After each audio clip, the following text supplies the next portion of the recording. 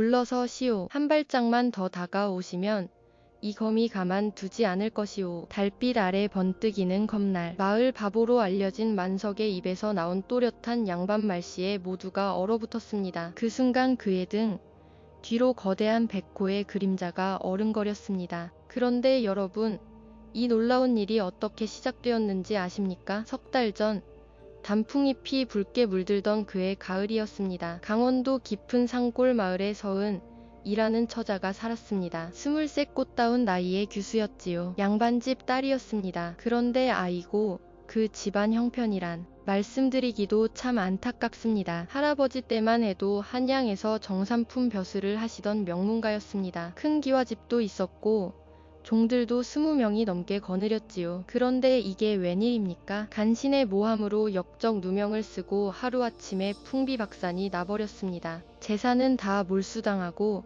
사람들 손가락질 받으며 이 깊은 산골로 도망쳐 왔습니다. 지금은 초가집 한 칸에 식구들이 옹기종기 모여 사는 신세가 되었지요. 어머니는 충격으로 병석에 누워 계시고 아버지는 옥중에서 돌아가셨습니다. 어린 남동생 하나 있는데 아직 10살밖에 안 된 철부지였습니다. 그러니 이 모든 것을 서은이 혼자 짊어져야 했습니다. 이야기를 시작하기 전에 부탁 하나 드려도 될까요? 구독하고 좋아요 눌러주시면 정말 감사하겠습니다. 여러분께서 어디서 이 이야기를 듣고 계신지 댓글로 알려주시면 더욱 좋겠습니다. 여러분이 계신 그곳에 복이 가득하시길 진심으로 기원합니다. 자, 그럼 이제 본격적으로 이야기를 시작해보겠습니다. 서은의 하루는 동이 트기 전부터 시작되었습니다. 캄캄한 새벽, 아직 닭도 울기 전에 일어나 부엌으로 향했지요. 에그, 추워라. 아궁이에 불을 지피는데 손이 꽁꽁 얼었습니다. 입김을 호우 불어가며 나무를 쌓고 불씨를 살렸지요. 부싯돌을 몇 번이나 쳤는지 모릅니다. 간신히 불이 붙자 그제야 한숨을 돌렸습니다. 물을 길어다 쌀을 일고 어머니 드실 미음을 쑤었습니다. 쌀이 참 귀한 것이라 몇 알 안 되는 게 안타까워서 한참을 들여다보았지요. 어머니, 이걸로 기운 좀 차리셔야 할 텐데. 미음이 끓는 동안 서은은 바느질거리를 꺼냈습니다. 마을 부잣집에서 맡긴 저고리였지요. 밤새 바느질을 해도 겨우 푼돈 몇 푼이었지만 그것이라도 해야 하루 끼니를 이을 수 있었습니다. 바늘을 들었는데 손이 떨렸습니다. 배가 고파서였지요. 어제 저녁도 제대로 먹지 못했습니다. 동생에게 먼저 주고 어머니 드시라고 드리고 나면 자신의 목숨들 조금밖에 남지 않았습니다. 누나, 배고파. 방 안에서 동생 태수의 목소리가 들려왔습니다. 서은은 가슴이 미어지는 것 같았습니다. 조금만 기다려라. 누나가 미음 끓이고 있으니. 해가 뜨자 서은은 어머니께 미음을 드렸습니다. 어머니는 몇 숟갈 드시고는 힘겹게 말씀하셨지요. 서은, 미안하구나. 어미가 이 모양이니. 어머니, 무슨 말씀을 그리 하십니까? 얼른 나으셔야지요. 하지만 서은은 알고 있었습니다. 약이 없으면 어머니의 병은 나을 수 없다는 것을요. 그런데 그 약을 구할 돈이 없었습니다. 동생에게 죽을 먹이고 서은은 광주리를 메고 집을 나섰습니다. 산에 가서 나물이라도 뜯어와야 했습니다. 가을이라 나물이 많지는 않았지만 그래도 뭐라도 찾아야 했지요. 산길을 걸으며 서은은 한숨을 내쉬었습니다. 하늘은 높고 파랗고 단풍은 아름답게 물들어 있었지만 서은의 마음만은 겨울처럼 차갑고 어두웠습니다. 어찌하면 좋단 말인가. 그때였습니다. 저 멀리서 누군가 다가오는 것이 보였습니다. 서은은 고개를 들었지요. 마을의 사냥 은만석이었습니다. 만석은 마을에서 바보로 통하는 사람이었습니다. 30살이 넘었는데도 말을 더듬거리고 허어 웃기만 했지요. 사람들은 모두 그를 놀렸습니다. 서은 아씨. 만석이 다가와 혀 짧은 소리로 인사를 했습니다. 입가에 침을 흘리며 해벌쭉 웃고 있었지요. 만석 오라버니, 사냥은 잘 되셨어요. 아니, 오늘은 토끼 한 마리. 만석은 손에 든 작은 토끼를 보여주었습니다. 서은은 안타까운 눈빛으로 만석을 바라보았습니다. 이 사람도 참 불쌍한 처지구나 싶었지요. 만석의 아버지는 옛날 무관이었는데 일찍 전사하셨고 어머니는 만석을 낳다가 돌아가셨다고 했습니다. 할머니 손에 자랐는데 그 할머니 마저 몇 해 전에 세상을 떠나셨지요. 지금은 산속 움막에서 혼자 살고 있었습니다. 그럼 저는 이만. 서은 이 인사를 하고 지나가려는데 만석이 갑자기 토끼를 내밀었습니다. 저기 아씨 이거 네 이게 무슨 아씨네 힘들어 보여서 이거 드세요. 서은은 깜짝 놀랐습니다. 이 가난한 사람이 자기보다 더 힘든 형편인데 토끼를 준다니요. 아니에요. 오라버니가 잡수세요. 전 괜찮아요.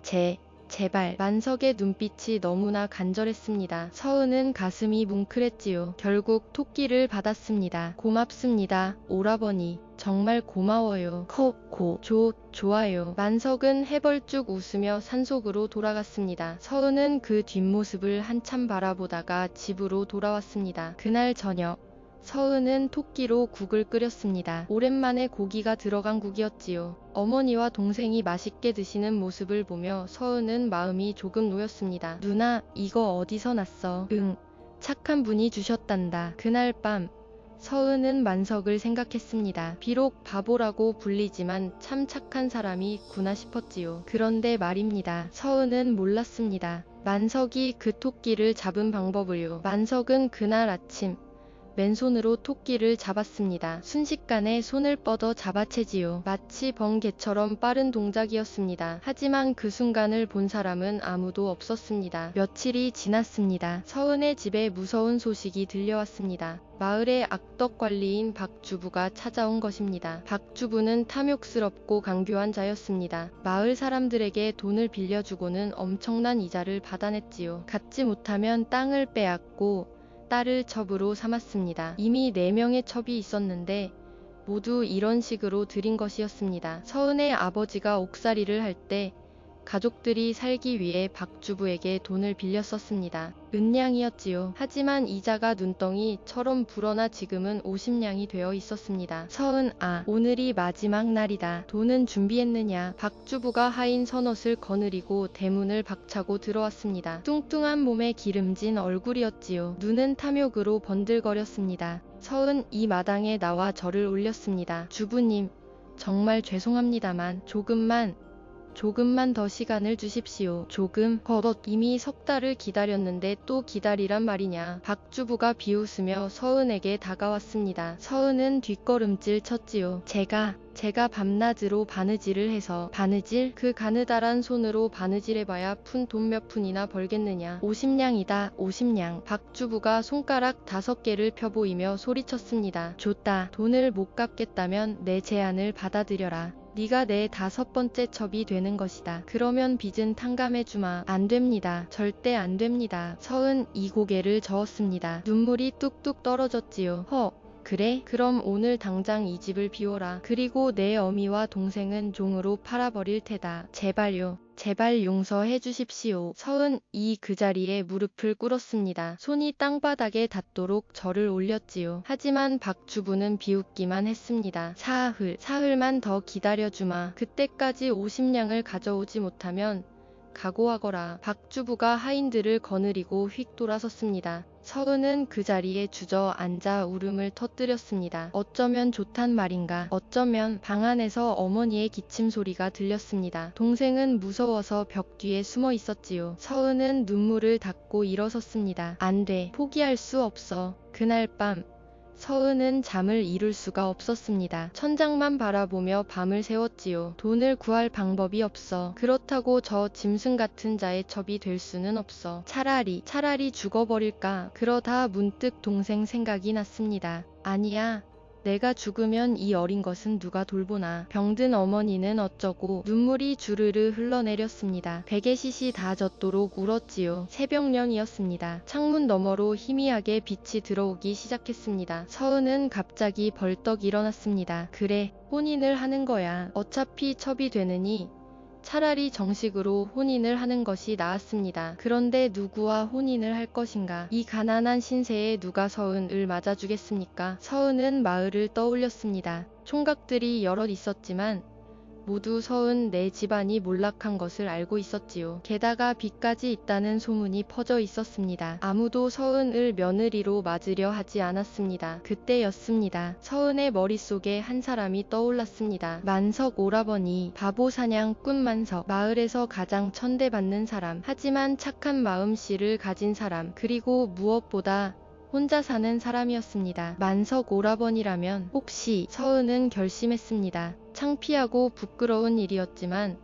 가족을 지키기 위해서는 어쩔 수 없었습니다. 해가 중천에 떠들 때 서은은 산길을 올라갔습니다. 만석의 움막으로 가는 길이었지요. 가슴이 두근두근 뛰었습니다. 손에는 땀이 났습니다. 산속 깊은 곳에 허름한 움막이 보였습니다. 지붕은 억새로 엮었고 벽은 나무 기둥에 진흙을 발랐지요. 정말 초라한 모습이었습니다. 만석 오라버니 계세요. 서은이 조심스럽게 불렀습니다. 잠시 후 움막문이 삐걱 열리며 만석이 나타났습니다. 서은 아씨. 만석이 깜짝 놀란 표정으로 서은을 바라보았습니다. 눈이 휘둥그레졌지요. 오라버니, 제가 드릴 말씀이 있어서요. 서은은 떨리는 목소리로 말했습니다. 만석이 어리둥절한 표정으로 고개를 가웃거렸습니다. 들어오세요. 움막 안은 더욱 초라했습니다. 낡은 자리 하나, 소파나 그리고 사냥 도구들이 전부였지요. 그런데 한쪽 구석에 낡은 검집이 보였습니다. 서은은 그것을 흘낏 보았지만 대수롭지 않게 여겼습니다. 오라버니, 실은 서은은 용기를 내어 입을 열었습니다. 저와 혼인해 주실 수 있으십니까? 순간 움막 안이 조용해졌습니다. 만석의 눈이 더욱 커졌지요. 입을 벌린 채 말을 잇지 못했습니다. 뭐라고요? 제가 오라버니의 아내가 되겠습니다. 서은은 고개를 숙였습니다. 눈물이 뚝뚝 떨어졌지요. 실은 우리 집이 큰 빚을 졌습니다. 박주부가 사흘 안에 50냥을 갚지 못하면 저를 첩으로 삼겠다고 했습니다. 그래서 이렇게. 서은의 목소리가 떨렸습니다. 만석은 한참 동안 아무 말도 하지 못했습니다. 아씨, 저는. 만석이 더듬거렸습니다. 손을 쥐었다 폈다 하며 안절부절 못했지요. 제가 바보라는 것 압니다. 제가 가난하다는 것도 압니다. 하지만 오라버니는 착한 분이십니다. 그것만으로도 충분합니다. 서은은 만석 앞에 무릎을 꿇었습니다. 제발 도와주십시오. 저희 어머니와 동생을 구해주십시오. 일어나세요. 만석이 허둥지둥 서은을 일으켰습니다. 그리고 한참을 망설이더니 고개를 끄덕였습니다. 좋아요. 제가 아씨를 지켜드릴게요. 서은은 그 말을 듣자 와락 울음을 터뜨렸습니다. 그동안 참았던 눈물이 한꺼번에 쏟아졌지요. 고맙습니다. 정말 고맙습니다. 사흘 후였습니다. 마을 어귀에서 간단한 혼례가 치러졌습니다. 주례를 설 사람도 없었고 하객도 없었지요. 그저 마을 이장님이 증인으로 서주셨을 뿐이었습니다. 마을 사람들이 구경하러 모여들었습니다. 찌찌.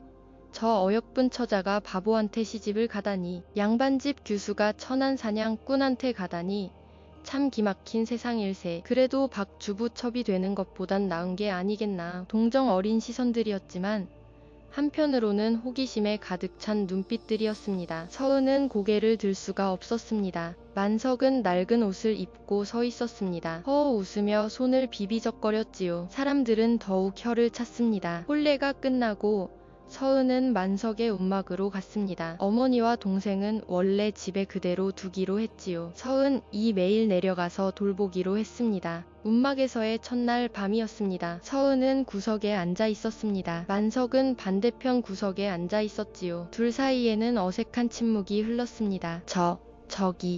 아씨. 만석이 조심스럽게 입을 열었습니다.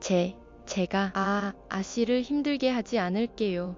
그러니까. 만석은 말을 잇지 못했습니다. 서은은 고개를 들어 만석을 바라보았습니다. 달빛이 움막 안으로 들어와 만석의 얼굴을 비췄지요. 그 순간이었습니다. 서은은 이상한 것을 느꼈습니다. 만석의 눈빛이 어쩐지 평소와 달라 보였던 것입니다. 분명 바보처럼 보였는데 달빛 아래서는 눈빛이 또렷했습니다. 하지만 금방 만석이 또 해벌쭉 웃으며 혓바닥을 내밀었습니다. 서은은 착각이었다고 생각했습니다. 괜찮습니다, 오라버니. 아니, 서방님. 저야말로 폐를 끼쳐서 죄송합니다. 아니에요. 저기 배고프시면. 만석이 구석에서 말린 고기를 꺼내왔습니다. 꿩고기였지요. 서은은 조금 먹었습니다. 오늘 하루 너무 긴장해서 아무것도 먹지 못했거든요. 그날 밤 서은은 잠을 이룰 수가 없었습니다. 낯선 곳에서 낯선 사람과 함께 있으니 마음이 편할 리 없었지요. 만석은 벌써 코를 골며 자고 있었습니다. 이제부터 이 사람과 살아가는구나. 서은은 한숨을 내쉬었습니다. 앞으로 어떻게 될지 막막했지요. 다음 날부터 서은은 움막을 정리하기 시작했습니다. 청소도 하고 빨래도 했지요. 만석은 사냥을 나갔습니다. 다 다녀올게요. 만석이 허어 웃으며 산으로 올라갔습니다. 서은은 혼자 남아 집안일을 했습니다. 그런데 말입니다. 서은 이 움막 뒤편을 청소하다가 이상한 것을 발견했습니다. 나무를 패놓은 흔적이 있었는데 그 잘린 면이 너무나 깨끗했던 것입니다. 어머, 이게 어떻게 된 일이지? 마치 칼로 두부를 자른 것처럼 매끈했습니다. 도끼로 팬 것 같지 않았지요. 서은은 고개를 가웃거렸습니다. 저녁 무렵 만석이 돌아왔습니다. 꿩 2마리를 들고 있었지요.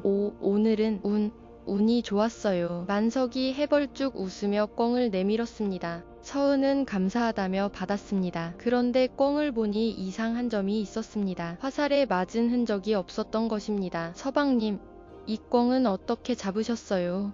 그게 올무에. 만석이 더듬거리며 대답했습니다. 하지만 올무에 걸린 꿩치고는 너무 멀쩡했습니다. 깃털 하나 상하지 않았지요. 서은은 의아했지만 더 묻지 않았습니다. 그날 저녁 꿩으로 국을 끓여 먹었습니다. 오랜만에 배불리 먹었지요. 며칠이 지났습니다. 서은은 매일 아침 산을 내려가 어머니와 동생을 돌보고 저녁에 다시 움막으로 돌아왔습니다. 만석은 매일 사냥을 나갔지요. 그런데 이상한 일이 계속 일어났습니다. 어느 날 아침이었습니다. 서은 이빨래를 널다가 뒷마당을 보니 만석이 나무를 패고 있더군요. 저희가 나무라도 패서 팔아오나 보구나. 그런데 말입니다.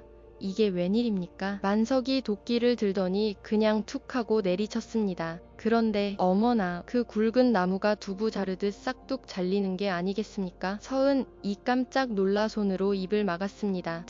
저게 어떻게 된 일이지? 그런데 더 신기한 것은 만석이 그 잘린 나무를 보더니 허둥지둥 주변을 두리번거리더군요. 마치 누가 볼까봐 겁내는 것처럼 말입니다. 그러더니 금방 또 해벌쭉 웃으며 혓바닥을 내밀고 바보처럼 행동했습니다. 이상해. 분명 지금. 서은은 고개를 가웃거렸습니다. 뭔가 석연찮았지요. 하지만 설마 했습니다. 또 며칠이 지난 어느 날이었습니다. 서은 이 물을 기르러 갔다가 돌아오는 길이었지요. 그런데 갑자기 산에서 멧돼지 한 마리가 달려 나왔습니다. 뮤아. 서은은 비명을 지르며 주저앉았습니다. 멧돼지가 으르렁대며 다가왔지요. 서은은 눈을 질끈 감았습니다. 이제 끝이구나. 그때였습니다. 물러서시오. 어디선가 또렷한 목소리가 들려왔습니다. 서은은 깜짝 놀라 눈을 떠지요. 만석이었습니다. 만석이 서은과 멧돼지 사이에 서 있었습니다. 그런데 그 모습이 평소와 전혀 달랐습니다. 등을 꼿꼿이 펴고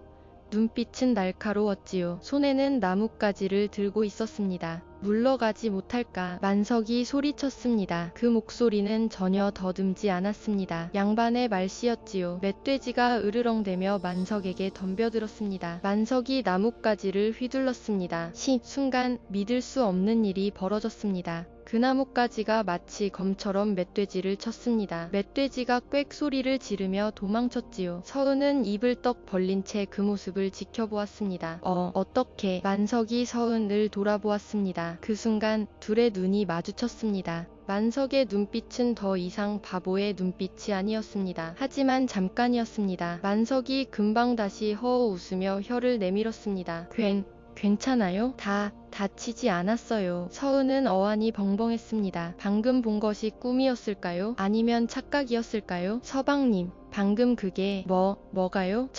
저는 그냥. 만석이 또 더듬거렸습니다. 하지만 서은은 알아차렸습니다. 이 사람 뭔가 숨기고 있구나. 그날 이후로 서은은 만석을 유심히 관찰하기 시작했습니다. 겉으로는 바보인 척하지만 이상한 순간들이 계속 포착되었지요. 어느 날 밤이었습니다. 서은 이 잠결에 눈을 뜬 순간 만석이 밖에서 무언가를 하고 있는 것을 보았습니다. 달빛 아래서 검을 휘두르고 있었던 것입니다. 시익. 검이 공기를 가르는 소리가 들렸습니다. 만석의 동작은 물 흐르듯 자연스러웠지요. 마치 오랜 무술 고수 같았습니다. 서은은 숨을 죽이고 지켜보았습니다. 심장이 콩콩 뛰었지요. 저 사람이 대체 누구지? 한 시즌 정도 검술 연습을 하던 만석이 움막으로 돌아왔습니다. 서은은 재빨리 눈을 감고 자는 척했습니다. 만석이 검을 구석에 놓고 자리에 누웠습니다. 잠시 후 코 고는 소리가 들렸지요. 서은은 조심스럽게 눈을 떴습니다. 알아야겠어. 이 사람이 대체 누군지. 다음 날 아침이었습니다. 만석이 사냥을 나간 사이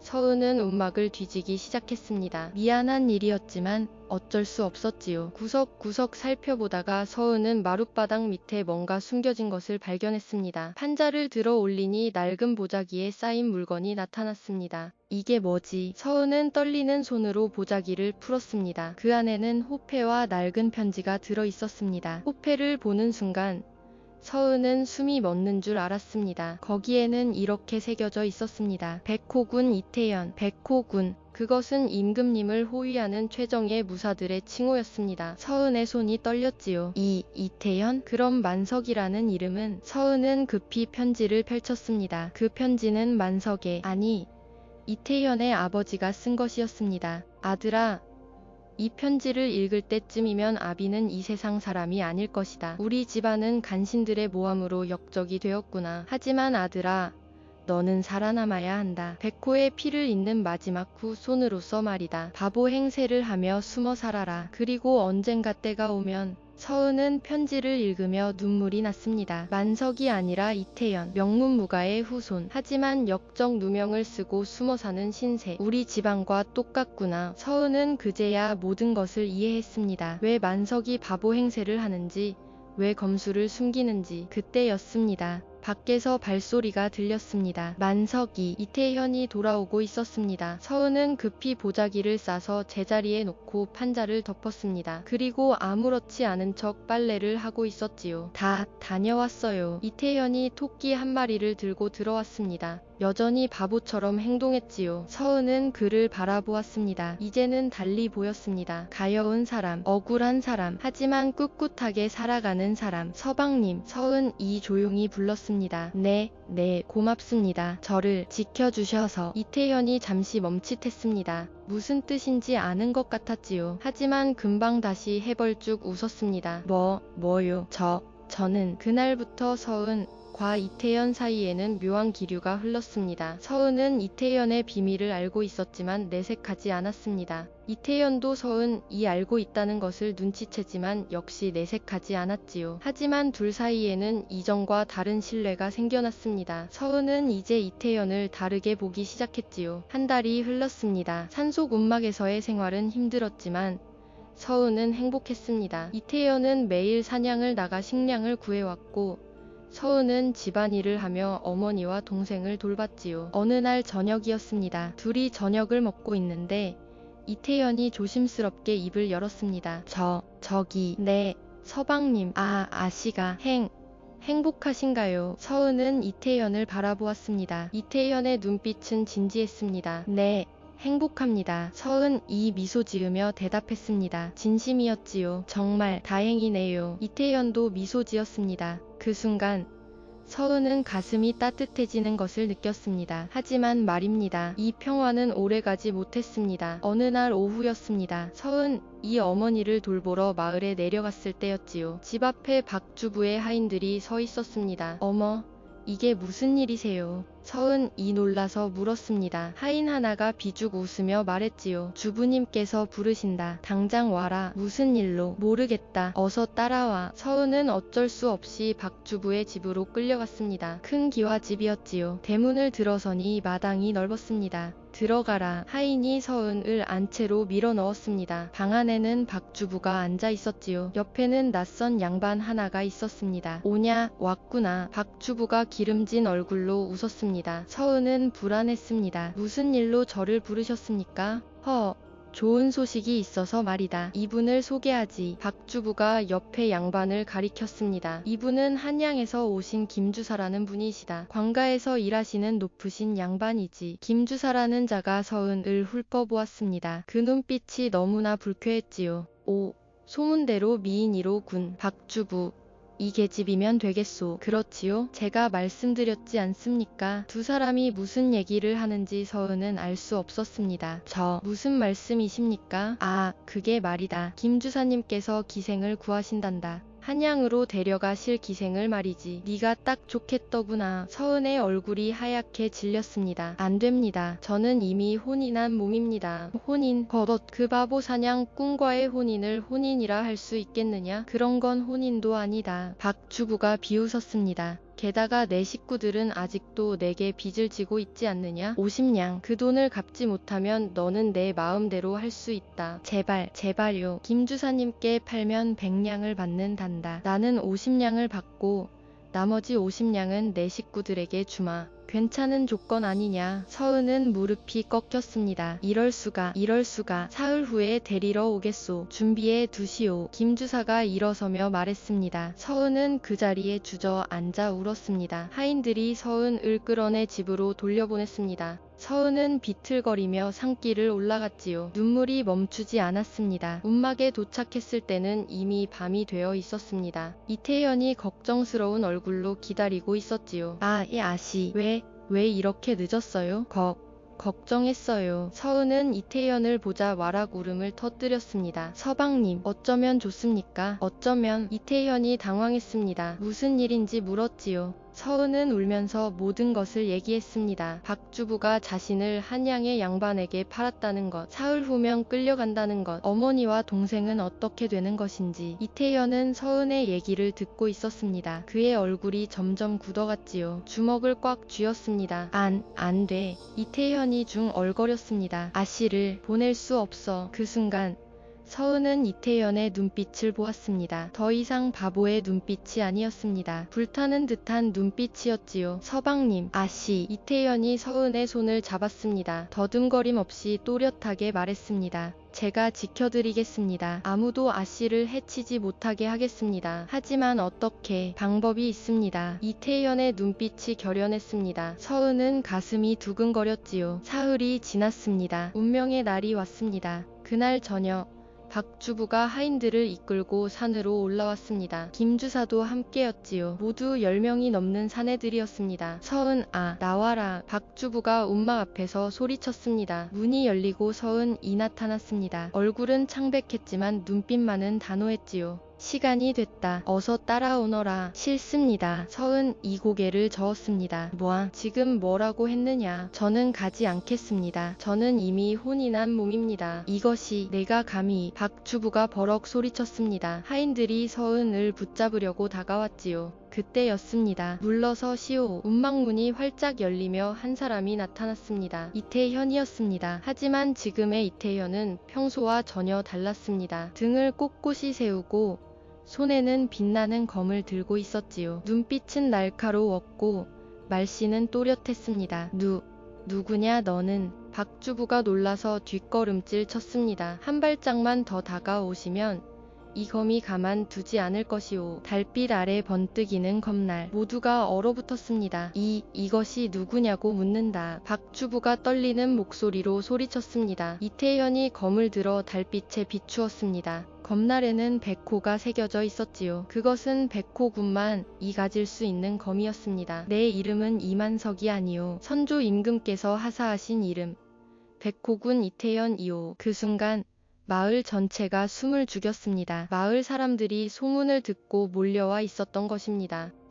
백호군. 박주부의 얼굴이 새하얗게 질렸습니다. 백호군은 임금을 호위하는 최정예 무사들이었습니다. 함부로 건드릴 수 있는 상대가 아니었지요. 이것은 선조 임금께서 우리 집안에 하사하신 백호검이요. 이 검을 보고도 물러서지 않겠소. 이태현이 검을 휘두르자 쉬익하는 소리와 함께 바람이 일었습니다. 검기가 느껴졌지요. 하지만 당신네 집안은 역적으로. 옙적. 그것은 간신의 모함이었소. 우리 아버지는 나라를 위해 싸우다 돌아가셨소. 언젠가 진실은 밝혀질 것이오. 이태현의 목소리는 당당했습니다. 박주부는 바들바들 떨었지요. 하지만 빚이 50냥이. 그 빚은 내가 갚겠소. 이태현이 품에서 무언가를 꺼냈습니다. 그것은 옥으로 만든 장신구였습니다. 달빛에 영롱하게 빛났지요. 이것은 우리 집안의 갑오요. 100냥은 좋게 할 것이요. 50냥 받고 나머지는 돌려주시오. 옥장신구를 본 김주사가 눈이 휘둥그레졌습니다. 저것은 임금께서 하사하신 백호옥이 아닌가. 그렇소. 이것으로 빚을 갚겠소. 그러니 이제 물러가시오. 박주부와 김주사는 어쩔 수 없이 백호옥을 받고 물러갔습니다. 하인들도 황급히 도망쳤지요. 마을 사람들은 놀란 눈으로 이태현을 바라보았습니다. 마을 바보가 사실은 명문무가의 후손이었다니. 이태현은 검을 거두고 서은에게 다가갔습니다. 아씨, 괜찮으십니까? 서은은 눈물을 흘리며 고개를 끄덕였습니다. 서방님, 고맙습니다. 정말. 아니요.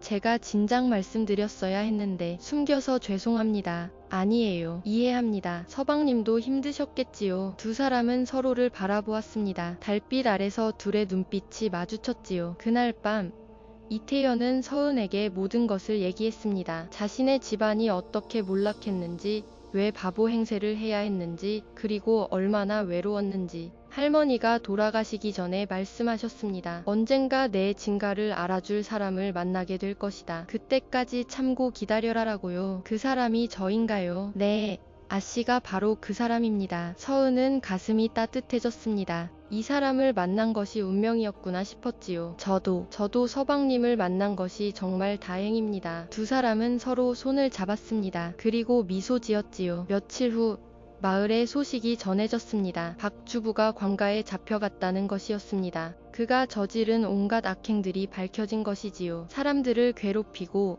부당하게 재산을 빼앗고 딸들을 첩으로 삼은 것들. 이태현이 직접 한양으로 가서 고발했던 것입니다. 백호검과 백호옥을 증거로 제시하자 관리들도 함부로 하지 못했지요. 또한 이태현의 집안이 역적이 아니었다는 증거도 찾아냈습니다. 웹기록을 뒤져 간신의 모함이었음을 밝혀낸 것이지요. 비록 완전히 복권되지는 않았지만 적어도 역적이 아니라는 것은 인정받았습니다. 마을 사람들은 이태현과 서은을 다시 보게 되었습니다. 바보라고 무시하던 사냥꾼이 사실은 충신의 아들이었고, 가난한 양반집 교수가 사실은 지혜로운 여인이었던 것이지요. 정말 사람을 겉모습으로 판단하면 안 되는구나. 사람들은 자신들의 잘못을 뉘우쳤습니다. 서은의 어머니도 병이 조금씩 나아졌습니다. 이태현이 산삼을 구해다 드렸기 때문이지요. 동생 태수도 무럭무럭 자라났습니다. 이태현과 서은은 움막을 정리하고 마을로 내려와 살았습니다. 마을 사람들이 집을 지어주었지요. 작지만 따뜻한 집이었습니다. 이태현은 더 이상 바보 행세를 하지 않았습니다. 당당히 자신의 이름을 밝히고 살았지요. 하지만 결코 교만하지 않았습니다. 여전히 겸손하고 착한 사람이었습니다. 서은은 이태현과 함께 행복한 날들을 보냈습니다. 비록 부유하지는 않았지만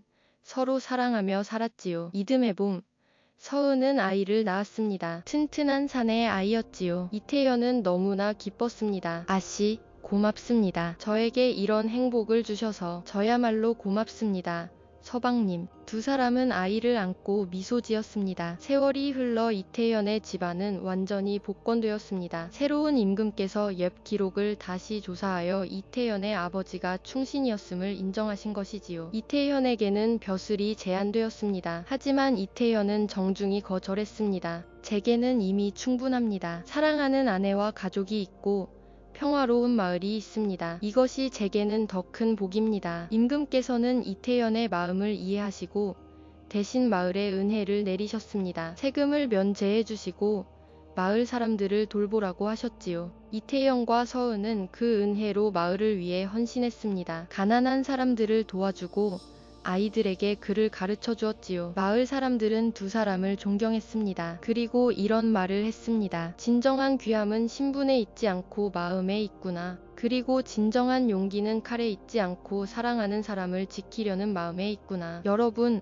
이 이야기는 여기까지입니다. 바보로 살아야 했던 무사와 글을 있는 그대로 받아들인 여인의 이야기였습니다. 이 이야기가 우리에게 주는 교훈은 무엇일까요? 첫째, 사람을 겉모습으로 판단하지 말아야 합니다. 바보처럼 보이는 사람도 깊은 사연이 있을 수 있고 가난한 사람도 고귀한 마음을 가질 수 있습니다. 둘째, 진정한 용기는 사랑하는 사람을 지키는 데서 나옵니다. 이태현은 자신의 비밀이 밝혀질 위험을 무릅쓰고 서은을 지켰습니다. 셋째, 어려움 속에서도 희망을 잃지 말아야 합니다. 서은과 이태현 모두 힘든 시절을 겪었지만 끝까지 포기하지 않았습니다. 넷째, 진정한 행복은 명예나 재산이 아니라 사랑하는 사람과 함께하는 것입니다. 이태연이 벼슬을 거절하고 가족과 함께 마을에 남은 것처럼 말이지요. 여러분께서도 이 이야기를 통해 삶의 지혜를 얻으셨기를 바랍니다. 그리고 여러분 주변에 있는 사람들을 함부로 판단하지 마시고